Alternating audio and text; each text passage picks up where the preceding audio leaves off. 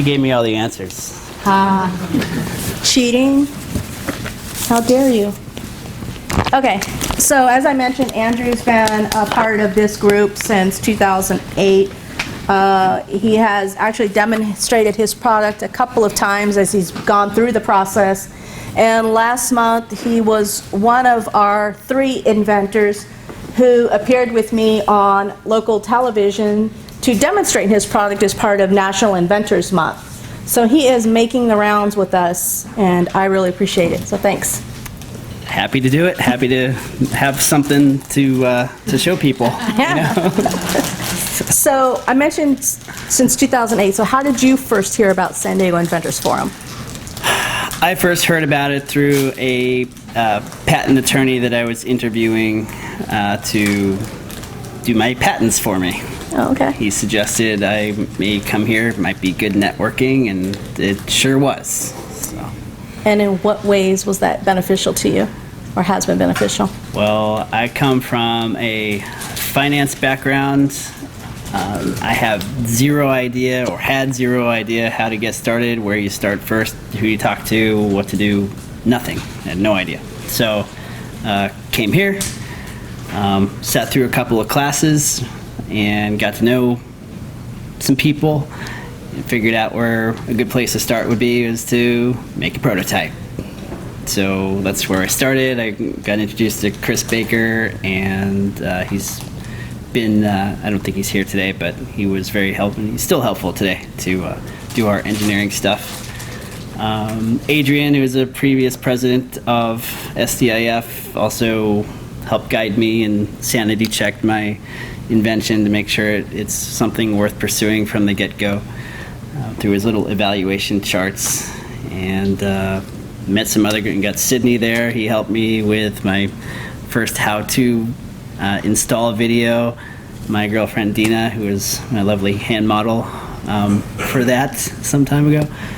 And I don't know, a lot of connections here. So nothing useful from this group? Zero. Okay. So tell us a little bit about the product that you invented. Well, it's a hygiene product, because I don't think anyone can grab a sheet of dry paper and wipe down any body part and get that fresh and clean feeling. Can you? I don't think so. So that's a rhetorical question, I guess. So we have I'll do a little thing. I'll show you how it works and what to do. So basically, I invented a system that improves the standard of hygiene from just standard toilet paper to a combination of wet and dry. So I invented a system. This is our dispenser. This is our canister of wipes. You twist and lock it into the dispenser. The white plastic lid is infused with a natural antibacterial, so it kills germs like Staph and E. coli from those bathroom hands. And the wipes come out from the side here. But this, so you remove your spindle, you simply snap in your wipe wash dispenser, and you reuse your spindle and toilet paper. So now you have everything nice and convenient right there. And we're also, I've already developed a pre-accommodation for a air freshener slot that slides into the bottom. So we're developing that actual air freshener right now. So that is it. That's what I invented. Very useful, obviously. Yes. So can you tell us more about what you think makes this product unique from other similar wipes that are out on the market? Well, there's no doubt there's other flushable wipe products on the market. None of them have a system, so they're all stuck behind the toilet or on the floor or in a cabinet or sitting on the bathtub or somewhere precarious that's not exactly safe to access, and you're contaminating it every time you touch that tub. You're touching it with the bathroom hands. That wipe tub, you're touching it with bathroom hands, so you're contaminating. So this puts everything all in one spot, keeps it convenient and safe for everyone to use, and the wipes we use are independently certified as flushable and biodegradable, so they meet all the standards of flushability. Awesome. So I know that you have a couple of patents. How many exactly, and how long did that process take you? Because I know a number of the members of the group are going through that patent prosecution phase, or maybe haven't started and are contemplating what energy and what effort it takes to go through that process. All right, so I have 3 patents issued. I have 2 utility patents, 1 design patent. The design patent was the easiest, fastest one, and cheapest one, and I would recommend you do that, even though it only protects the ornamental aspects of your device. Once you've actually produced it and you're comfortable that's going to be the final form of your design, then do a design patent. It's cheap insurance, and you don't have maintenance fees on design patents, so it's a one-shot gig, and it lasts, I think, 14 years. The utility patent, my first filing took 4 years from the get-go. Of course, we did a provisional patent filing in the beginning, which gives you a year to market it and get the response from it. Response was good enough to where we decided to move forward with a non-provisional patent filing, and so that took an additional 3 years. And probably would have taken less if we had a more ambitious patent examiner at the USPTO. And did you use a patent agent or a patent attorney for that process? I used a patent attorney. Okay. And you had a couple of trademarks as well? Yes, I had 3 down to 2, phased 1 out. So we have our TidyWipes is a registered trademark, as well as our slogan, which is Better Together. Better Together. So how many of you know the difference between the design patent and the utility patent? I know some of you do. Come on. Okay, so just to kind of give you a quick recap, the design patent is really designed to protect the look and feel, but non-functional elements of your invention. Yet while the utility patent speaks to the form and function, so basically what it does, how it does it, but not the necessarily pretty aspects of it that the design patent itself would cover.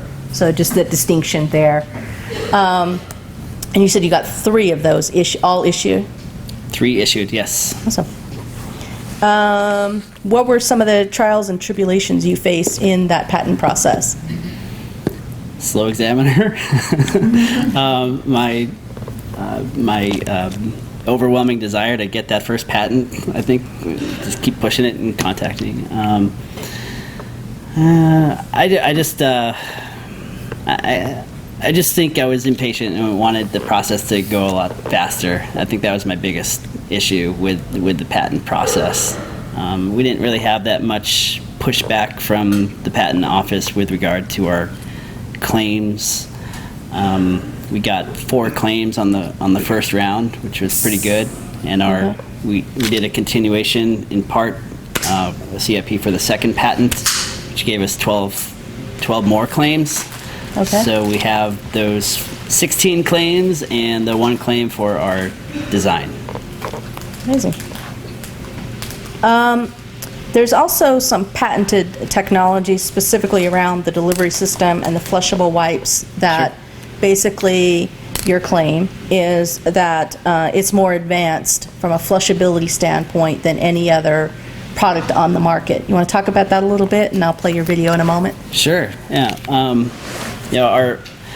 The source where we get our material from has been around longer than just about any other flushable wipe product manufacturer. There are only 3 major flushable wipe companies in the world. I think it's maybe 5 now, but they're somewhat new. So our source for the material has been around since well before 1997, developing flushable wipes. So they've invested millions of dollars. They've invested with their own laboratory, huge staff of scientists, and they're really leading the market in terms of the type of flushable wipe product that they put out there. So it's certainly among the highest rated flushable wipes on the market right now. Great. So before I show the video, I want to just touch on this slide that I actually pulled from your website.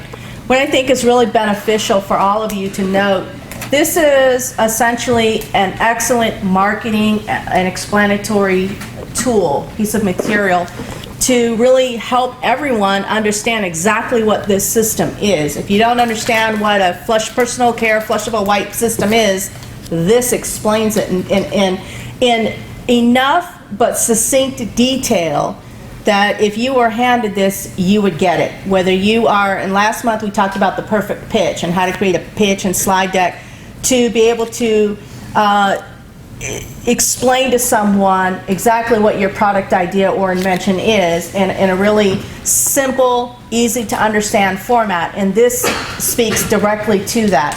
Whether you're seeking customers, manufacturers, investors, whoever he may be talking to, this itself is an awesome tool. So it goes all the way from the design process to how it works, the quality that they stand behind, and a lot of the efficacy around the wipes themselves. So I just want you to, I put this up here because I really wanted you to take note of just how well done this information is presented. So great job.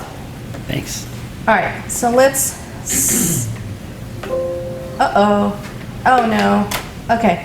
We'll move on while I pull this up. Backspace. I'll let you talk and then I'll pull this up. Okay. So you talked a little bit about the process and the laboratory that you're working with. Can you talk about how complex this has been for you overall? Oh, yes. Well, everything is complex when you're starting a business and you have no idea what you're doing. In terms of the manufacturing of it, it was, well, I had a prototype and that was good, but where do you take it from there?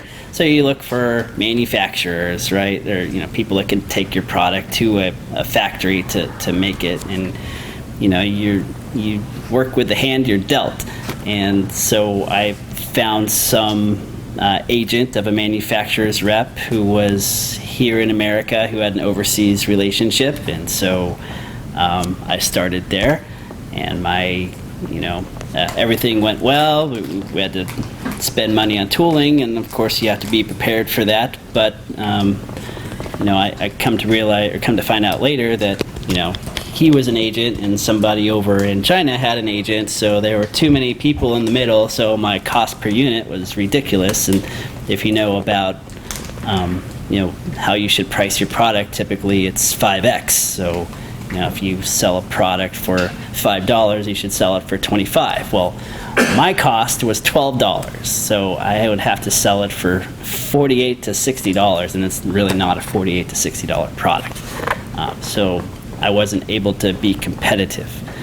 So I had to find another agent, and it was only dumb luck that I happened to stumble across somebody who had an actual contact with somebody overseas that was a direct contact I could work with, and not an agent who was getting their cut out of my cost per unit.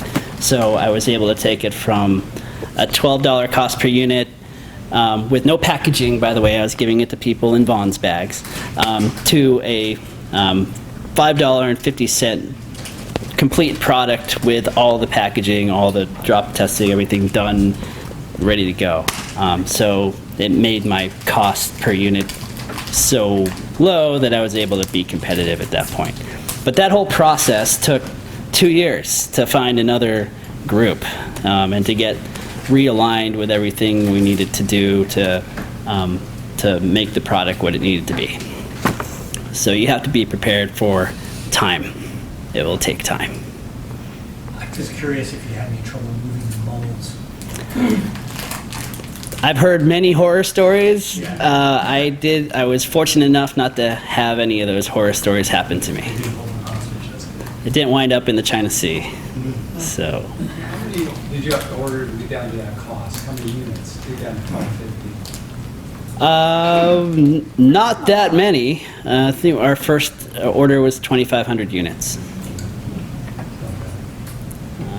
When it comes to the wipes, that's a whole nother story, because my factory doesn't make the wipe. We make our wipes in Connecticut. And so, Now I have to export that material from Connecticut to China, where they cut it up into smaller pieces, and package it, and ship it back to us.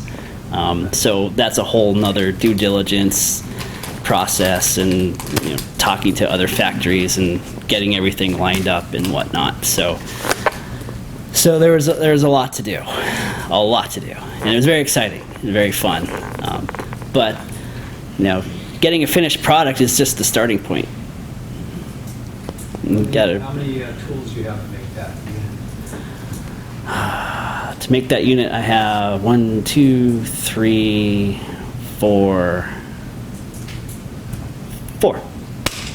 Four molds? We simplified it, yeah. Okay. So so when you get a prototype, that's great, but you still have to have it manufacturable. So there's some things that are gonna flag in your prototype design that's not gonna make it manufacturable. So the factory is the actual group of people that needs to look at your mold flow analysis and do all the things to make it an easily demoldable piece. Did your manufacturer do that with you, or did you have a separate engineer do that? The manufacturer did that.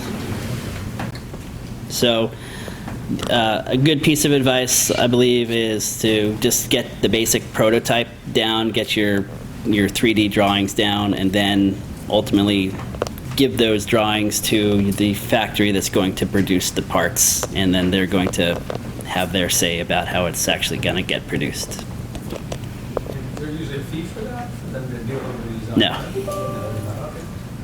Well, at least not in my experience.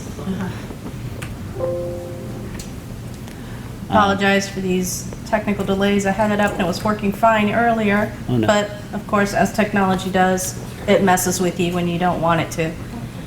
So I appreciate you kind of keeping that momentum going while I deal Sure. with this. So you talked about the prototypes and the tooling methods and process that you went through. I apologize because I was half listening, half doing this. Is that done here within the U.S. or overseas? I think you said overseas. It's all done overseas. Okay, all right. And that whole process, while you were doing that and going through the patent process, how difficult was that for you to juggle all that? Did you end up having to go over there, or did you send a rep over there? We went over there, inspected all the factories ourselves to make sure that they're actually real. And it's a sign of respect to show these people that you really care about your product and working with them. Not many people do that, so it's really good to have it in their minds that you're not just another account, that they have a face to the name and build that relationship. And what were some of the steps that you took to locate those manufacturers and to basically go through that vetting process? So, as I said, I ran into somebody in dumb luck at a trade show that had a connection with somebody in China who happened to be the directing manager of an agency which was a manufacturer's representative agency. So, got to meet them, and they pretty much oversaw all the moving components of the manufacturing process for me. Of course, I oversaw them. I'm sorry, what was the other part of the question? The vetting process itself. Oh, right. So my supplier in Connecticut actually made the recommendation of where I might be able to find what they call a converter to take those master rolls of wet wipes and break them down into smaller pieces to package them. So I went with their recommendation. Did you consider manufacturing in Mexico, Tijuana or Mexicali, a place like that, or you should go straight to China? I went straight to China. I tried to do it in the United States. Michelle knows I tried. It's just I can't be competitive at the price points our products need to be at. There's no way with the volumes we're doing that I could possibly do business in the United States right now. I would love to, because China's a headache sometimes, but at the end of the day, they keep my prices low enough to where I can justify staying there for now. How does tariffs affect your business? Well, my wipes are made in USA, so I don't need, they're exempt from tariff. I do need to claim the packaging, which is essentially 5% or 10% of the product. The actual silver delivery system, we haven't brought in a new batch since the tariffs came into effect, so that will be interesting to see how much the tariff would affect our cost, our landed cost.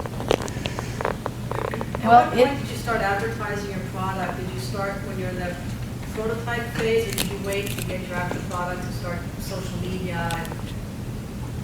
I waited until I had the product because I'm just one of those people, if you don't have it, you shouldn't be advertising it. But that was probably, in hindsight, not the greatest way to do it.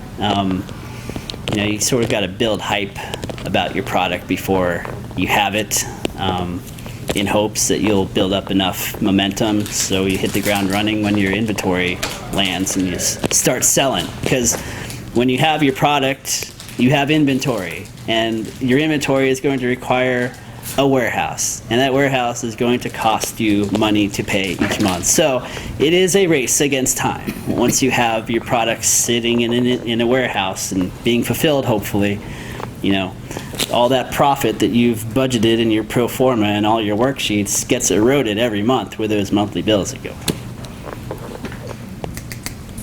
Another question? So did you bootstrap your business, or do you have investors that came in to? You're jumping to my next question. I'm back in the game now. Unfortunately, actually, it looks like their Wi-Fi may be down. So we won't get to show you his really cool videos, but I encourage you to go onto his website. There is a lot of really good information on there. And what I really wanted to get to were these two in particular, but check them out when you can. We'll talk about what PB&J means in a moment. But yeah, so thank you for the prompt. How did you fund your product to this stage? And what have been some of those issues and challenges for you besides not having a money tree in your backyard? Or a rich uncle, or... Not even like a dime tree. So it's all been me and friends and family at this point. So I took everything I had. I was doing well, have a full-time job, making, decent, over 70 a year, and saving as much of it as I could. And then went to having no income and spending all my money or investing all of my money into my product and my company. And when I ran out of money, my family helped support me, and they've been continuing to help subsidize, because we are selling these things, we're making money, but my overhead exceeds our revenue, so we're still at that point. But this is a snowball business, so the more dispensers we have out there, the more repeat customers we have, and that's the whole business model. And I can see, based on our sales data, that we have that snowball building and building and building. It's just we need more time to get there, or more cash investment to grow our marketing faster, so we can make that snowball grow bigger faster. So I know that you attempted kind of a crowd-funded type of strategy. How did that work out for you? Not that great. And I think that's how a lot of them work out. So you're not in terrible company there. No, I found out after the fact that you should, well, first of all, the platform that I was using wasn't a very popular platform, so it was sort of a startup in and of itself for crowdfunding. But you need to market your pitch, your everything. Otherwise, nobody will know you exist. And you need $10,000, $15,000 to do that.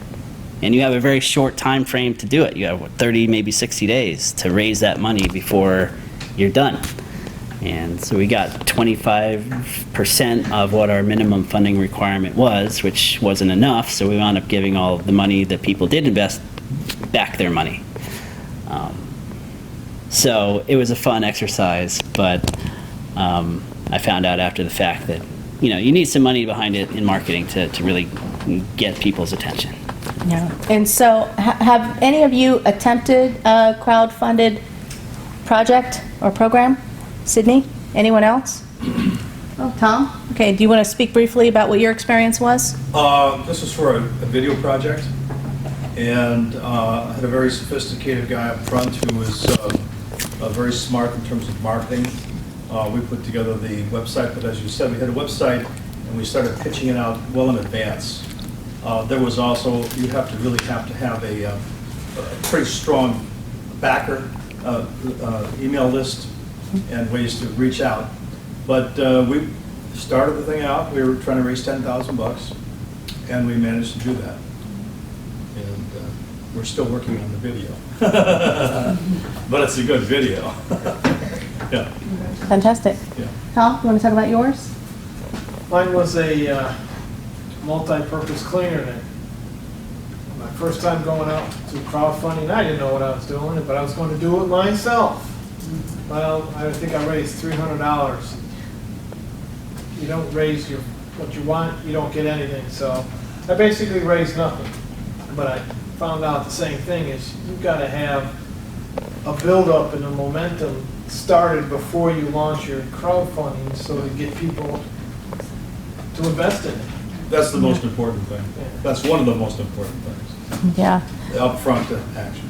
Yeah, we all hear about, those crowdfunding successes, but it's either an act of happenstance through word of mouth and social media, but a lot of it is really engaging the aid of influences or other people through very strong competitive marketing campaigns in order to make those things really come to life. Because again, if you are accepted into one of those programs and you don't meet the goals that are set, then that's a lot of time and energy, unfortunately to some degree wasted, because the end result is you didn't get the funding that you were looking for. You may, however, get some benefit of the marketing and getting your name and product out there, so that eventually when you are at that commercialization phase, hopefully you'll have some generated interest that can take you to the next stage, even though it may be a diverted path and not necessarily the path that you were hoping to go down in the first place, right? So, I mentored a company 2 years ago that had been in one of our invention contest contenders 3 years ago, Bixby for the personal jet, and they went to a lot of events where people would be doing water sports, and they got a lot of people signed up on social media. So when they did their crowdfunding, they had a really big database already to let people know about, and they were able to raise to meet their goal with their crowdfunding. yeah, and in some respects, you almost have to look at the amount of energy and effort it takes to build up that momentum, build up that interest, build up that email database.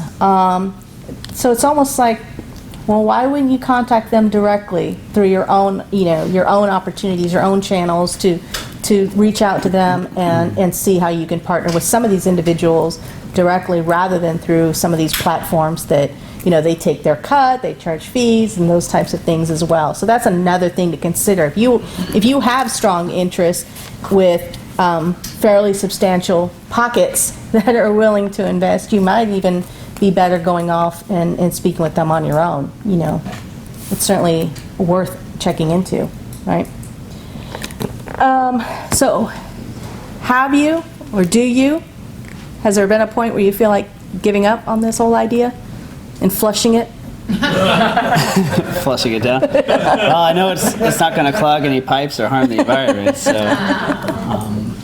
yeah, I've had those days, those weeks. And how do you keep going? What motivates you to keep going? I believe in my product. I believe that the standard system of wiping down with dry sheets of paper isn't logical to me. And I think that pretty much everyone can take advantage of a product like this. I know in Europe, the adoption rate for people using a combination of toilet paper and flushable wipes, at least in Western Europe, where there are 450 million people, is about 12%. And here in the United States, the adoption rate for this type of process is about 3.5%. So the gap there leaves a lot of opportunity to slap people over the head that haven't woken up yet, haven't started using the combination of toilet paper and flushable wipes together, and take market share away from the competitors that are have customers that are using flushable wipes now that are sitting behind the toilet or on the floor in the cabinet. So what's funny is it's not a product that we're not all too familiar with after the age of 2, right? So I mean, as infants, this is a wipe is what we're all used or used for us, or so it's just after that age where the whole concept of using a wipe for cleanliness just goes away. So it's only now that you're seeing a lot of it being reintroduced through various means. Other companies have all their different makes and models and particular purposes and uses. So it's not an all too unfamiliar concept. No. It's just kind of bringing it back into our daily use and our daily routine. It's not even taboo, I don't think. Well, for me, it's not. I would say, no. But there's a lot of confusion out there with different types of wipes. There are, just a little note, there are more than 55 different types of wipe products on the market. And when you think of wipe products, you might think of wet wipes, but we're talking paper towels, facial tissue, all that stuff. You're not supposed to flush facial tissue. I don't know if people know that or not, but most people I talk to are shocked because it floats. There's something sprayed on top of the paper that is a barrier, so when you blow your nose, you don't blow through the whole sheet of paper. Paper towels, they account for more than 40% of clogs in the toilets. People think, well, it's made of paper, it's, it'll break down, why not flush it? Well, yeah, that's not right. It doesn't work that way. Which is what your slosh box demonstration kind of proved. So you can look at it later, but essentially it's about a 2-3 minute video at most, right? A minute and 3 seconds. A minute and 3 seconds. It's sped up. It's sped up. Yes. Okay. So basically, it's well, I'll let you describe it. It's basically demonstrating how quickly his product breaks down in water over a competitive product. And you want to talk about why that's important and some of the other things on your website. Talk about septic systems and environmental issues. You want to talk a little bit about that too? Sure. So we have a very good wipe product. So this slosh box video was an independent test done at an accredited laboratory that specializes in flush testing, and we pass all those tests, by the way, with high marks. And we compared that to another flushable wipe product from a major brand in a slosh box test. Theirs started to break. It's a 3-hour-long test. Ours started to break apart at the 10-minute mark. Theirs started to break apart at about the hour-and-a-half mark. So, and we go into the last. I have another. So if you go onto our YouTube TidyMates channel, you'll see the last 30 seconds of the 3-hour-long slosh box test. Ours is totally gone. And then the other brand we competed against, theirs is sort of breaking apart, and there's a lot of suds and bubbles in there because of all the surfactants and the cleansing agents that are in there. There's another issue I take with current products that are on the market that are flushable wipes is the ingredients that they use in there. The fragrance, which is a Trojan horse for all types of parabens, phthalates, sulfates, and things that they don't have to disclose. Your soaps, your things that just shouldn't be there. Ours is more than 99% water. Our formula is 99% water with a touch of aloe and some mild preservative to keep it for a long shelf life. And so that absence of all those bubbles and whatnot, all those suds, help it break down a lot faster.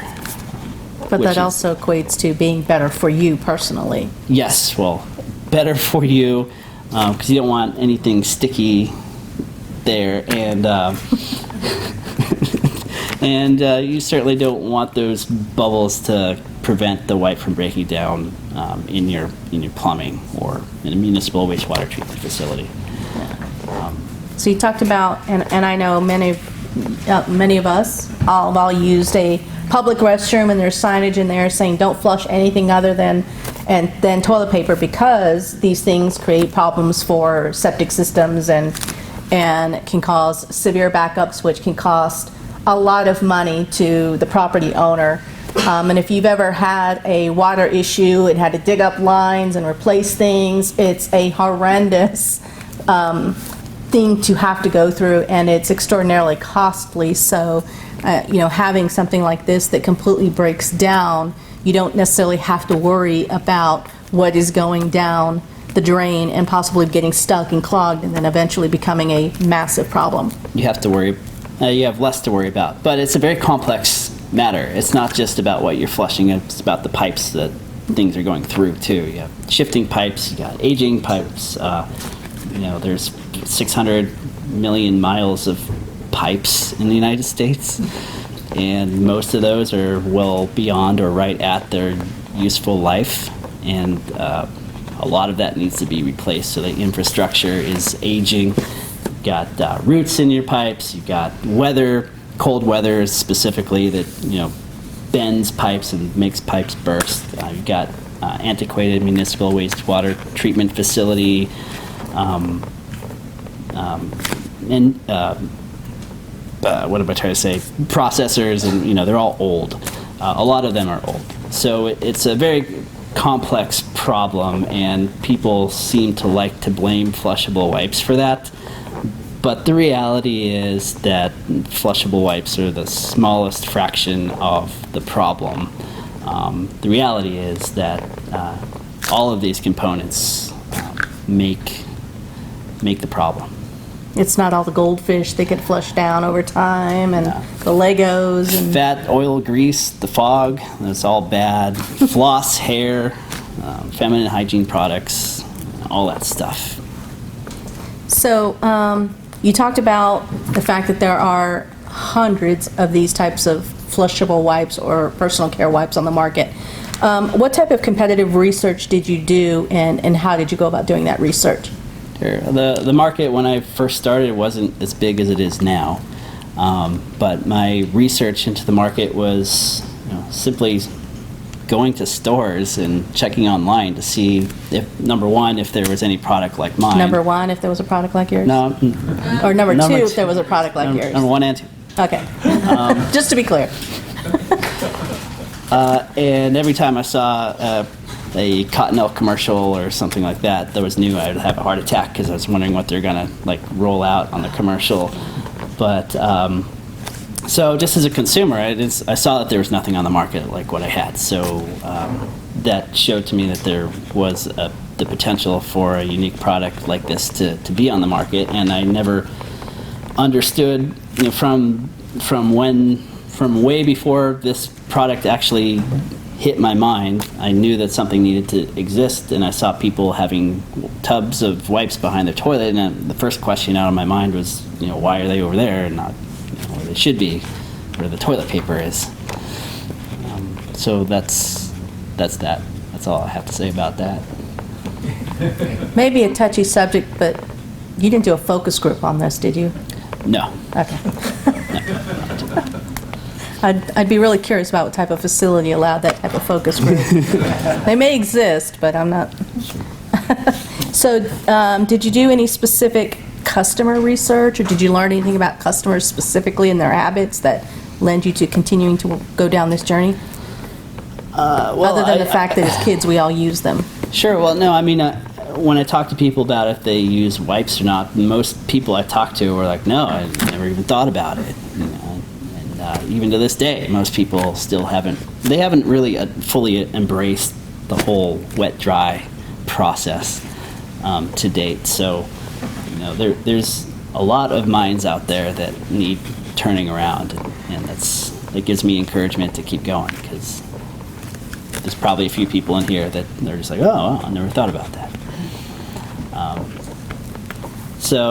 But in terms of identifying what my market is, that just sort of took a little bit of time. Arguably, there's the whole world's my market, right? But you have to kind of pick something. You just can't say, well, the whole. That's one of the first things that a investor is gonna say. All right, next. As soon as I hear the whole world's my market. But we've seen that our demographic that we're targeting is women and LGBTQ communities that are between the ages of 25 and 55 and have disposable income. That's our half audience. As a consumer base. As a consumer base. Okay. If we hit 0.5% of that market, which is I think 44,000 people, we would be generating almost $5 million in revenue a year. That's assuming a 20% attrition rate, people dropping out. So on the consumer, this is obviously a product that everyone can use. There's no barrier to market necessarily there. But there's also a huge commercial opportunity, market opportunity for you. Can you talk about some of those potential commercial spaces that you hope to really dig into? Yeah, so you need to find, if going in a commercial route, you need to find a distributor, like a Waxy or a Cintas or a group like that. We have a relationship with Waxy. The problem is they're not sales reps, they're order takers, and you need to grease them to motivate them to, you need to spiff them. Grease is probably a bad word.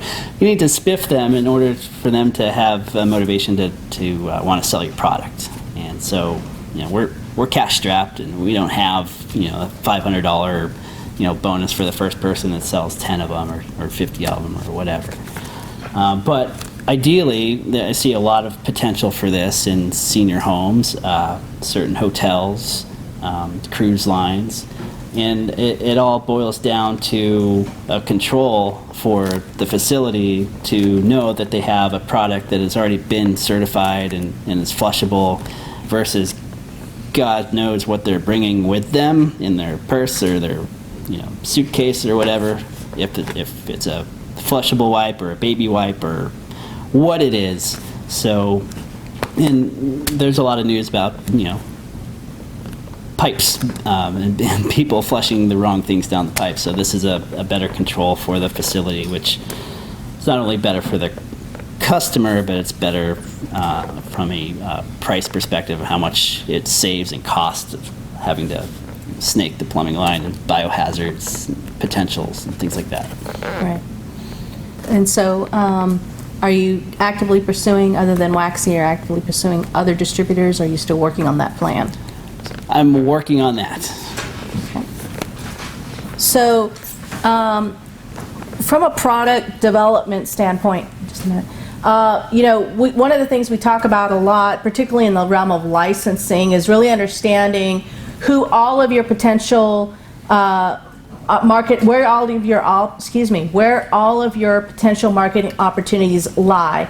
There is a consumer space, which is marketing to you and to me and where we buy, but there's whole broad spectrum on the commercial side and what other opportunities may lie in that realm. And even within that space, there are markets and categories and industries that are very targeted and very segmented. And so you can almost look at them as a multitude of opportunities within one big market opportunity.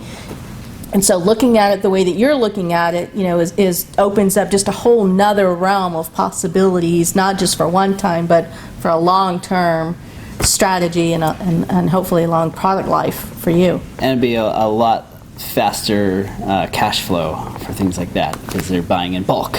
Correct. So it's an easier transaction. You have a question? Well, I was going to ask about hospitals. So do they also use distributors, or can you sell directly to hospitals? In my experience, they use a distributor, like Medline or Waxy, whatnot. Cisco. Yeah. Sure. Go ahead. Are you literally knocking on doors? I haven't knocked on a door in the past year and a half. Are you knocking on bathroom doors? Hey, are you I just using a barge right wipe? in. Hey, you know, there's always those instances where you knock on the side, go, hey, do you happen to have any extra toilet paper under there? You can just pass a pack of wipes instead. Well, actually, when you guys leave, we have some sample travel packs of our newest product, which is a travel size pouch of our flushable wipes. Same exact material as what's in here, same formulation, just compact 12 count. Yeah. Well, and thinking about what you were talking about, you know, the order takers, the wax seal guys, that you have something of a product like a printer where you can give away the printer, but they have to buy the ink. That's right. The razor blade model. Right. So I was just considering that, you know, if you get these out there, then the wax paper guys are going to pick up, I mean, they have to fill them up, right? I mean, it's almost worth their while to get them in areas of high usage where they would buy this in quantity, public places or, you know, whatever. I believe that's true. I also believe that I can expand, well, actually, I have a product pipeline of products that will complement what we have here. So our canister that actually has the wipes can go into different fixtures. It's not necessarily just a snap-in, because I realize not everyone has a standard toilet paper roll holder. That's correct. You know, so I have a whole product pipeline. I think 3 or 4 additional products where we can take that exact same canister and the refills for that exact canister and use it for different configurations that would be maybe more valued by the hospitals and senior care and things like that. Yeah. And yeah, one of the other aspects is, obviously this is more for consumer use, this model and mechanism, but when you go into commercial space, even here, the dispensary mechanisms are all different Right. sizes, different shapes, different ways of using them. So figuring out how many versions of this would you need, or what is the simplest modification that can be made to make them fit in a multitude of these different Right. types of dispensing systems that are already out there, right? Because no one's going to go and replace their entire dispensing system that they already have installed, hard installed with screws, to rip that out and put something else in. So it's got to No. be competitively easy for them to be able to add this to their Exactly. existing product line. Question back there, Jackie? Yeah, I'm just not clear, how are you actually selling this? I mean, are you in retail, are you doing it online? Are you Right now, buyers? we're online. So we have relationships with Staples, Walmart, .com. So it's all filled virtually. We're on Amazon, of course, TidyMates.com. But it's their online site, not, That's right. are you talk to their buyers in person to get them in their shops and their retail, or that's not your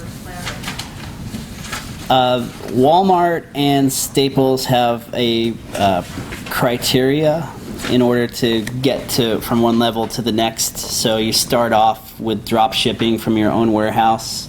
Once the sales become significant enough, you get to the next level where they'll buy in bulk your product and we'll ship it to their warehouse, and they will fill it from an online. And then once you graduate that, then you actually wind up in the store. And if you realize today, if you go on to Walmart.com or Staples.com or some of those others, they're acting like an Amazon and selling through that way as well. So it's not a bad idea, and it certainly keeps the cost down, both for you and for them, because you're not having to mass produce a ton of inventory and manage all that inventory, hoping that those replenishment orders keep coming until you can build up that base. So Right. I think it's a great starter model. Yep. What's your best sales point? Is it Amazon being the best, or? I have a love-hate relationship with Amazon, and yes, they are my biggest seller of our products. Do you send them the inventory and they hold it for you then? Is that the way you do it? I pulled out deliberately from fulfillment by Amazon, so we had more control over our inventory here. Their costs are too much, or keep it in their warehouse? Yeah,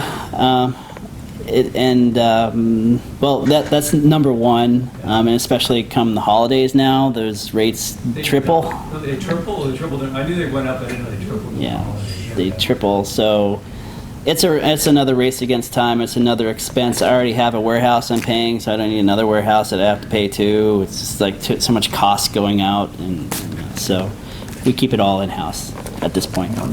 Yes. Okay, my question is, how do you know that flushable is really flushable? How do you know flushable is really flushable? Yes. So we talked earlier about the whole exercise and the trial that he went through the clinical testing to determine the efficacy of the statements that he's making about flushability. The fact that it breaks down over time and it doesn't create to the problem of clogged pipes. Okay, I do this every day. I work with plumbing. And so far, I don't see any flushable wipes. Well, I'm sorry, sir, but you'll have to just take a look at our independent scientific laboratory data. I'm happy to share with you the SGS report, and you can take a look at our slosh box tests on our website or TidyMates channel on YouTube to see the comparison between our flushable wipe and another flushable wipe brand. And those are flushable wipes, not other types of wipe products like paper towels and facial cleansers and whatnot. To me, flushable means when you take a piece of toilet paper, you put in the water, you try to pull it out, you cannot pull that whole piece back. That's flushable. Well, that's your interpretation of what flushable is, and I respect that. If you're a plumber, I understand that. I'm telling you, this could be a big problem. When people find that this flushable, what you try to sell them, is going to make problem for them.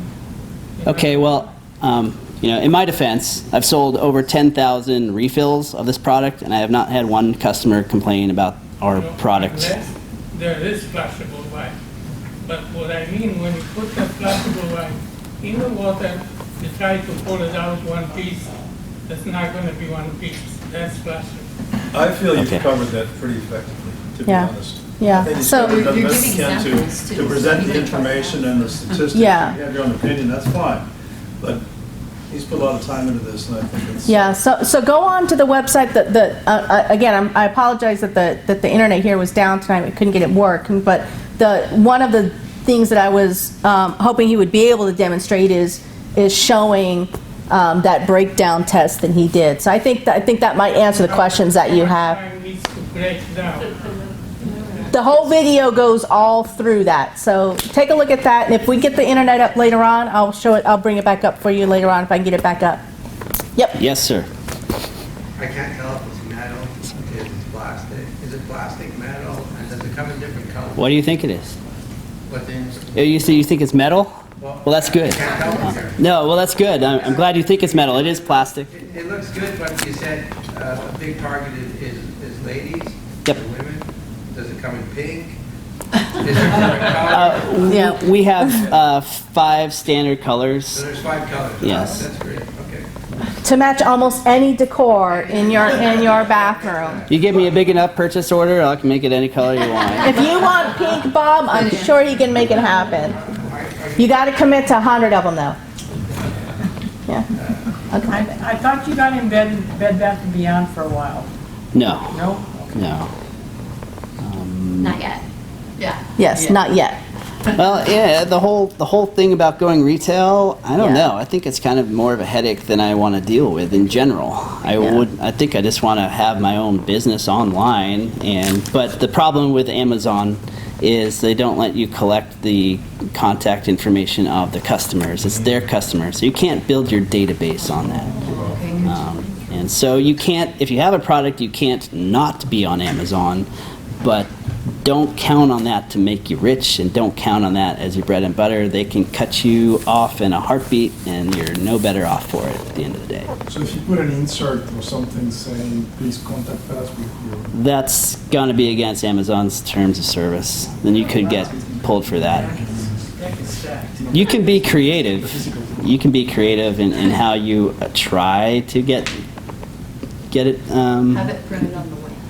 You can actually. The first You page can- of the first wipe that can- you pull out? You can Or the print- last? No, maybe it needs to be on the first and the last one. By the way, you're out. Or just let me get more. You can put it on your packaging, on your actual packaging, and Amazon cannot tell you what your packaging can and cannot say. One of your challenges is the topic itself. I mean, it's difficult to talk about. We're all kind of uneasy about really talking about this. That's part of the challenge. So it's almost like the only way to get around this is with humor.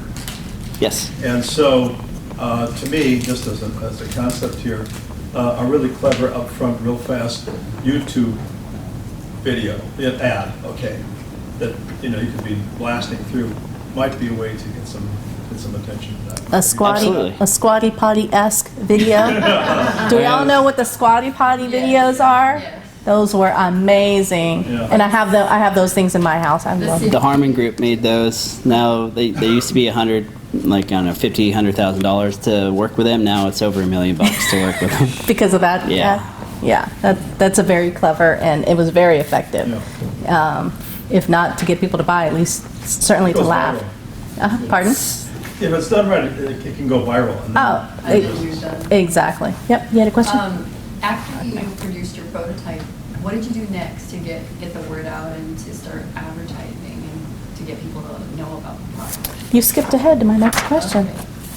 I'll come back to that in a minute. Yes. Did you get an international patent on this, or No such thing. isn't there's different kind of patents? One's confined to the continental United States and others you have to... Once your patent issues, you have 18 months of worldwide protection. At which point you need to file in the individual countries, or I think the EU has. Or through a one. PCT. Yeah, through PCT. You have 18 months after your patent is awarded? Yes. Yes. Where do you find you're spending most of your advertising dollars? Is it on Amazon, or is it evenly spread? What's sucking up your advertising? We don't have that much money to advertise. If you had the money. Well, if I had the money, that's a whole different story. How are people finding out about So, it? yeah, so let's jump to the question I was going to ask next, which is how are you marketing? I know you've got a very good website that has a lot of useful information for people who want to know why have a flushable wipe. You've got your YouTube video channel, which is really interesting, has a lot of good content on there. Again, I'm sorry we couldn't show some of this tonight. Your Instagram, Facebook, and LinkedIn. So how are you using those tools, and what other ways are you marketing the product? All right, so I'll touch on this later about myths, but we've done some influencer campaigns, pay-per-click advertising on Amazon, off Amazon, through Google and whatnot. Just having a presence. I think we haven't really done that much marketing. The problem I had, so I had the money, and then I came up with the branding, rather than the branding and then the money. So I think the hardest part of selling this product is coming up with the brand talk, because there's I'm competing against multi-billion-dollar international companies that can eat me up in a heartbeat. And how are you going to stand out against a company like that? You have to have the right talk. You have to have the right branding talk to stand out. And that marketing is really hard. So, really hard. So if you think, oh, well, I'll just build it and I'll type in the features and the benefits of the product and, maybe something cutesy about, no, that's the worst marketing you could possibly do. You really have to drill down to the core DNA of what the overarching message of what your product represents, not the product really whatsoever. Leslie, I've got a hotspot, and if you could connect up to my hotspot, you could play his video. Okay, we'll try that in a moment. Have you gone to trade shows? I'm sorry. Have you gone to trade shows at all? I'm sorry? Have you done trade shows? Trade show. Oh, yeah, thank you. Yes, we've done 5 trade shows. I think the most effective one, even though I made the mistake of coming about 4 months prematurely because we weren't ready to, our manufacturing wasn't done yet, was the International Home Houseware Show in Chicago. That's the best one. We went to a licensing expo in Vegas, which was frankly disappointing. It seems mostly like out licensing, like big companies are there, like Disney and whoever, to try to get more customers to buy the licensing rights to some of their products, to some of their characters and whatnot. There is a nosebleed section for inventor products, but I was kind of disappointed with that. And then we've done the Response Expo what do you call it? The Direct TV? Yeah, as seen on TV, yes. And we got I actually made it on the front page of the business newspaper, the Union Tribune, and I thought we almost had a deal with AJ Kabani, but that didn't happen. So, Go ahead, I'm sorry. oh, is there a hand? Question. Oh, Clearly, you're going to fight until you succeed. That being said, what are ways that you plan to pivot or morph, or what's your exit strategy? we already said he's not ready to flush it yet. Yeah. No, well, okay, so at the end of the day right now, my focus is trying to raise money because I can't really do anything. I'm pretty much shackled with organic growth and minimum investment into pay-per-click advertising and whatever. So I'm looking for money. The goal is to build it up to a valuation which is, $10 to $50 million and sell it. That's the goal. Partnerships along the way, we'll see what happens. It can be a twisty, windy path, but ultimately that's the goal. Have you considered the route of licensing to one of these other major competitive brands that... They won't talk to you, and they won't, by policy, they don't sign a non-disclosure agreement. And, frankly, I have patents and whatnot, but what's a patent if you can't afford to defend it? And that's a whole nother topic. For another evening. When you said they won't talk to you, do you mean that you tried to talk to them and they didn't respond, or you just assumed? Yes. Oh, okay. I think it really boils down to connections, and I don't have the right connections to get talking to the right people that are capable or have those decision makers. But in reality, the biggest companies in the world are going to generally rely on their internal teams for products, not outsource it to something unless it's really amazing. And I think our product's really amazing, but that's my opinion. So. Can I go back to my earlier question, which was, you had your prototype, then Yeah. what did you do to get the word out? What was Okay. your next step? Because I have my product, Right. I already filed my provisional on my product, Mhm. and now I'm leaning toward licensing it. Okay. So I'm just curious, what was your next step after you had that prototype?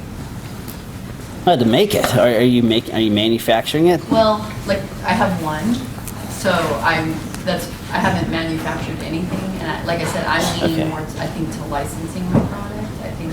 Well, if I were you and that's the way you want to go, I would speak with Stephen Key and Andrew Krause. From InventRight TV? They helped me. When I first got my product commercialized, I got called by a multi-billion-dollar company in Canada who wanted to do a deal with me, and they were going to take care of all the manufacturing, all the everything. Sweet. And we went through all terms, going to a contract, and then the CEO who was my quarterback for the company, got fired. So along with that, so did all of his deals, potential deals. So, but licensing is a way to go if it's the right group. I want to be picky about who I would license it to, but I'm certainly open to licensing, just not like a Sharky group that's not going to cover any guarantees, or just shelf the product and not, string it along. Right. Another question over here? You mentioned 3 of the trade shows you went to and kind of gave feedback. Can you mention the other ones and feedback on how productive it was? So the Response Expo here in San Diego was very productive. I got a lot of contacts, a lot of interested people. I thought that was a good show. But the licensing, the level of licensing, if it wasn't a Telebrands or something big like that, I was not ready for that. I still thought our product had better potential than some of the people that were there. International Home and Houseware Show was great. You get real buyers from like real brick and mortar stores. You see Target, Procter & Gamble walking around. You're like, whoa. We got people from Procter & Gamble like taking pictures of our product and all this. So, I feel like the potential was most great at the International Home and Houseware Show. You should have followed them into the bathroom. Seriously, we should have had our booth right by the bathroom. In a lot of restaurants and other areas where they have a paid attendant. Maybe you need to put yourself a little uniform on and act as a paid attendant in the restrooms. There you go. The booth by the bathroom in a trade show, just handing out samples by the door. It's a brilliant idea, actually. Probably the cheapest booth you can get. But you have to be prepared. It's going to cost you money to go to trade shows. At the International Home and Houseware Show, there is an inventor section, which is like half price for a booth. So I would start there. I think it's like $2,500 instead of $5,000. And of course, you have your hotel and flight, all that stuff. So be prepared to spend $5,000 to $7,000 if you want to go to an out-of-state trade show. Yeah, I think one of the key things about trade shows is you really understand what their purpose is, what you can hope to gain by going. Is there an opportunity? Is it an opportunity for you just to walk around and see who's there? See what type of products that they are promoting. Do you get an opportunity in advance to schedule meetings and sessions to talk about, your product or your company? You really need to understand what the intent of that show is and what you can expect to gain. Otherwise, and go in with tempered expectations. Otherwise, you could spend a lot of time and effort and money going to trade shows across the United States, much less internationally, and kill your feet walking around for hours and hours covering, how many miles of trade show floor, and come out at the end of the day and feel like you've completely wasted your time. And I think that happens a majority of the time for people who attend trade shows because they don't go in understanding what the intent and purpose is for those shows. Licensing Expo is one I can speak to specifically because that's one I do go to regularly, and it has different things for different people, but you've got to know where you fit in being an attendee at that show. Because if you think you're going to walk in the door with a product and say, here's my product, give me a deal, it doesn't work that way, despite the fact that it's called Licensing Expo. Doesn't say it can't happen, but it doesn't happen quite like that. And so, I would suggest, and we'll talk a little bit about trade shows before we end tonight, with some details about some that are coming up through the rest of this year. But really go in, understand, go on the website, research it, and possibly talk to others who have been, particularly the ones that cost you money to attend as an attendee, and some of those fees can be very high, as well as the fees to be have a booth and be an exhibitor. Those can be exorbitant. And there are a lot of restrictions and a lot of caveats to being an exhibitor. So really understand what you're getting yourself into before you spend a lot of time and money and effort beating that trade show floor. We walk the home and houseware. So that's a good idea if you can't afford a booth. Just walk the show with your product in your bag, and you want to buy a watch type of deal, and just they all have their badges on. I hope you weren't going around flashing the raincoat. That would have been bad news for this. That would have been really bad. But you walk the show. It's a lot less expensive. You're not pigeonholed in a booth. You have freedom to roam around and chase after people. that's a good idea. Just make sure that you can legitimately do it or be as under the radar as possible. Some places don't necessarily allow you to do that. But also consider partnering with someone else who may be going. If you look at, generally a lot of these trade shows will put out an exhibitor list in advance. Maybe you'll see someone on there that you recognize, or maybe there's some sort of connection or affiliation between your product and their product. And that doesn't mean you can't necessarily reach out to them and talk to them about maybe splitting the costs of a booth. And in exchange, or even for helping man their booth. You know, they might let you put a few of your products on the table. There's always ways to work it out, but you've got to put in the effort. But again, make sure you know where you're going and why you're going first. We're going to wrap up soon, but I know you've got some interesting sales models that you're exploring online. So can you talk about a couple of those and how they are working out for you? All right, so we have the subscription model, the wholesale model, and the affiliate model. It's all geared back down to the same model. It's the refill model. So it's just a different angle for the same business model. So ideally, we want people to subscribe so they get on the auto ship program and they don't have to deal with it, and they just get product shipped to them every whatever frequency they want. It works great for cat litter. I don't have to go lug 40 pounds of cat litter every month. I feel bad for the delivery guy that has to bring it every month, but at least I'm not dealing with it. But that's a great model that works because it's a set it and forget it kind of thing, right? So you sign up every month, whatever frequency you decide, it just shows up, and you don't necessarily have to worry about running out. And you've got that, you know, that constant replenishment of revenue and coming your way, while they've got the constant replenishment of product coming their way. Exactly. Use it as they need it. You make more money that way. Yes. Yeah. I make the most money if we sell it on our website, for sure. And the affiliate model. Can you talk a little bit about how that works? Yeah, I know that's a growing model. No, but I think the direction I want to go with affiliate is influencer affiliate marketing. Okay. Or affiliate influence, whichever way you say that. But the problem I've had with influencers is most of them are not really influencers. Most of them went to take a course or read a book on how to make money being an influencer, and not really influencers at all. You can buy likes, you can buy followers, you can buy views. You can make yourself look like someone you're really not. And so, if I may touch on that, sorry, I'm sort of breaking protocol here, but our first influencer was actually a real influencer. She didn't charge me a dime. All it cost me was a cost to ship her a product and the cost of the actual product itself.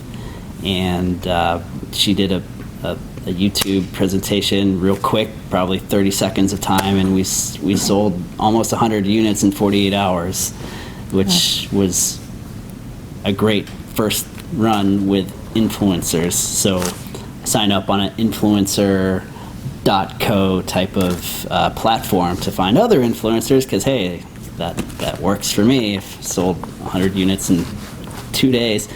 So you get these other people, they want $50, $100, $150, whatever it is, whatever you can negotiate. And you know, these people look legitimate. They had tens of thousands of followers, and none of them turned out, you know, good at all. Mm-hmm.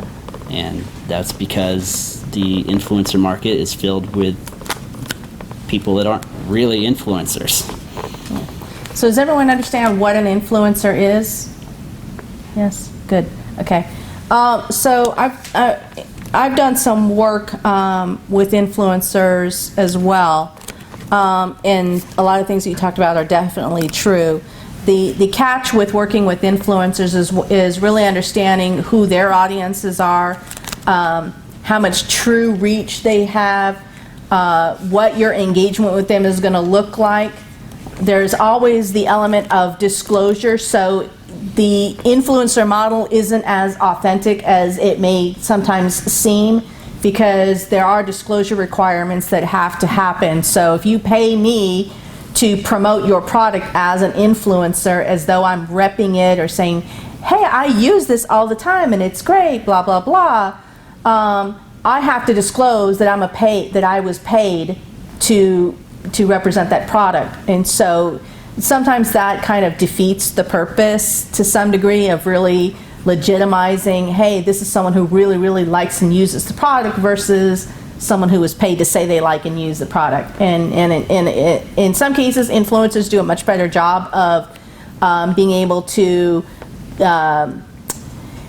relay their influence a little bit better and more authentically than others, and in other cases you can see right through it and you can see I was just paid to say this. And so you really have to understand how the whole influencer model works and understand what you're paying for, because in a lot of cases it can be you're paying them to do basically one 2-second video or 1 2-minute video. There's not a lot of follow-up.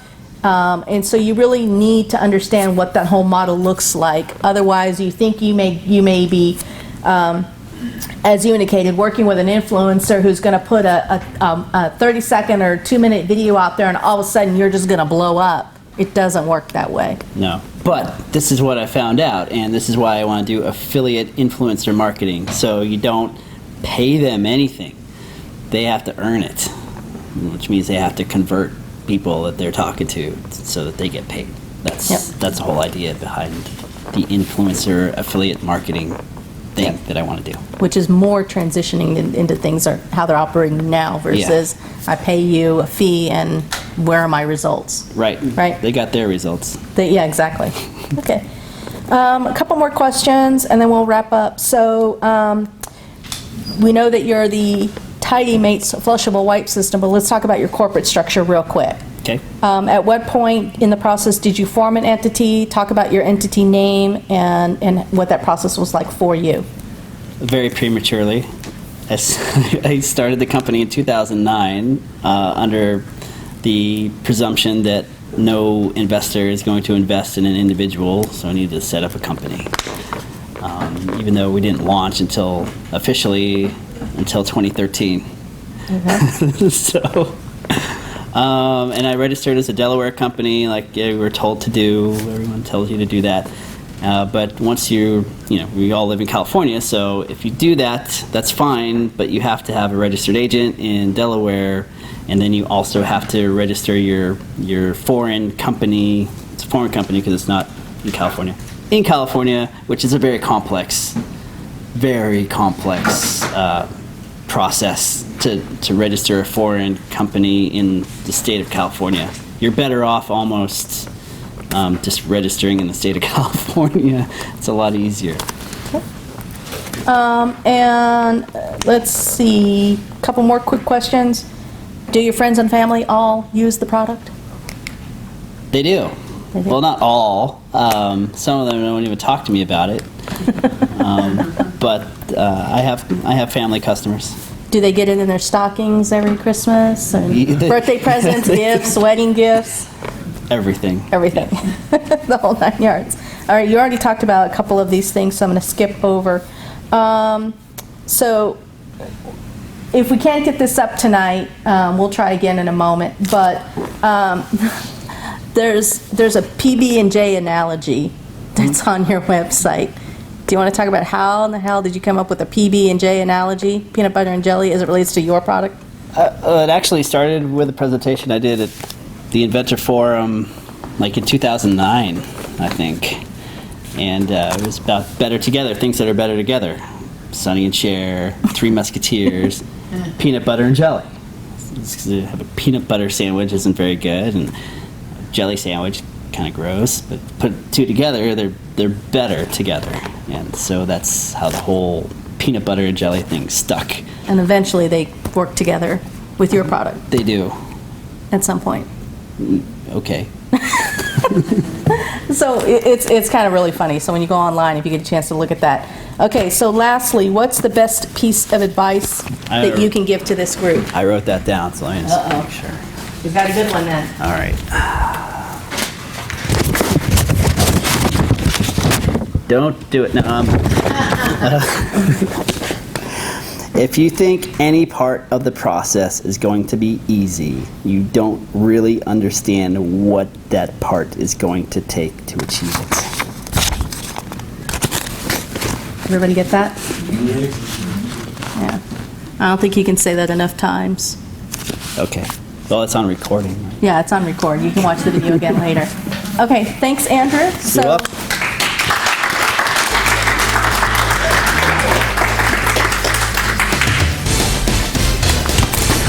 Thank you.